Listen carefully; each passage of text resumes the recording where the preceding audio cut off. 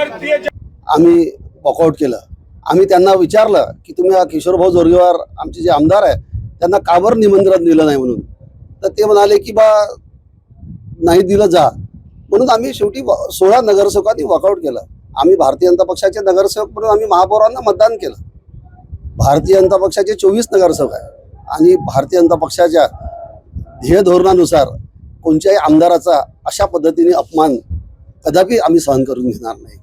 पुढे पुढे कोणाकडून तुम्हाला अपेक्षित होतं निमंत्रण, कोणाकडून येणं अपेक्षित होतं? निमंत्रण आम्हाला महापौरांकडून किंवा महापौरांच्या सोबत जे कोणी असेल त्यांचे पदाधिकारी त्यांच्याकडून येणं अपेक्षित होतं माननीय आमदार साहेबांना। पुढची भूमिका या महानगरपालिकेमध्ये काम करण्याची आमची पुढची भूमिका राहणार आहे। आजचा प्रसंग टळला आमचा, पण यानंतर महानगरपालिकेत आम्ही काम करू, मेहनतीने काम करू। हमारे आमदार किशोरभाऊ जोरगेवार, इनका फोटो नहीं लगा है और इनको निमंत्रण नहीं दिए, इसलिए हम वहां से वॉकआउट किए।